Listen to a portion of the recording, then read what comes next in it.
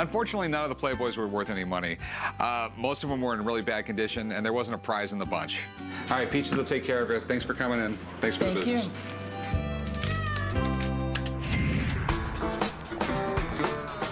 Do you have any cufflinks? Yeah, I got some right over here. Today I'm coming to the pawn shop to look for some interesting cufflinks. I always wear cufflinks, and my driver thought this pawn shop might have some nice cufflinks, so we're going to see what we do.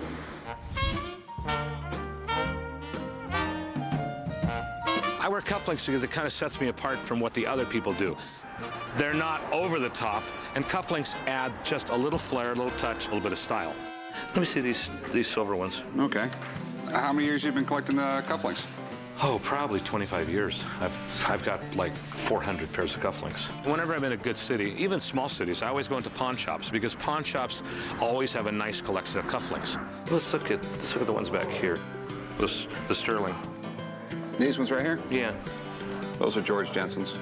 Are they George Jensen? Yeah. Are they marked? Yeah, they're marked. I was amazed they had a set of George Jensen cufflinks in here because George Jensen cufflinks are like the premier Danish cufflink. You can find cufflinks that are in the Danish style, but they're usually not a George Jensen. And you know, it's a really early mark. Most of the time you see the big stylized J. Yeah, and also see the dotting around his name? Uh-huh. It's more in a star pattern now. So what year did they start this mark? He didn't mark the first jewelry. Probably around 1930s, he started marking them. And actually, he didn't have his whole name on them. He had the initials. 99% of the time, I'm the one doing the teaching. It's a little refreshing to hear from someone else who knows more than I do about an item. So how much you think you're going to want for these? You're going to do silver weight, or what are you going to do on these? No, I'll take $250 for them. That's a little... They're a little marked. On the side, if you notice, see the mark, they're a little bit... Yeah. They've been worn. Yeah, they're right around 75 years old, so there's going to be a little bit of wear. Yeah. What, like 200? And there's the deal. All right, 200. Thanks. Okay. Very good. Okay. The variety of things we have in this pawn shop is amazing. So when a customer buys something in here, they know they're getting a unique item. I think it's a nice purchase. Thank you very much. All right, no problem. If I had gone into another pawn shop, I probably could have got them for 30 bucks. Rick knew more about them than I realized, but for 200 bucks, I'm really happy. It's a good purchase for a good price.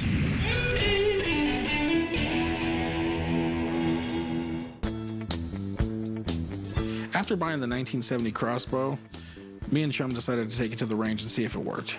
Once you're ready, go ahead and take your safety off and pull the trigger, okay? Oh, let's do it. I don't want to shoot this crossbow. It's from the 1970s. Who knows what's going to happen? You might want to stand back. Oh. Can't even get it cocked. Chum is getting winded, and all he's doing is pulling back a bow. I mean, really, how hard can it be? One-handed. Oh, hell no.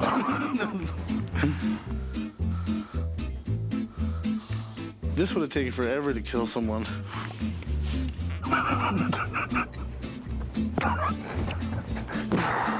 Thought you were state wrestling champ. Charlie, man, I think this thing's broken. I'll give it a shot. Give it a shot. Watching Chum and Corey trying to cock that crossbow is typical of a new shooter. They had no idea what they're doing. All right, there you go. Nice. All the way against the string. Good.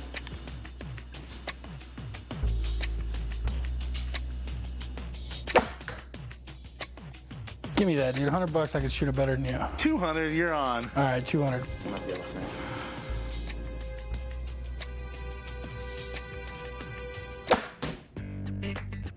You gotta be kidding me, dude. Pay up, big boy. Yeah, you cheated. You cheated, man. All right, dude, it works. Let's get out of here. Thanks. Not a problem, guys. See you later. Thanks, Charlie. Yep.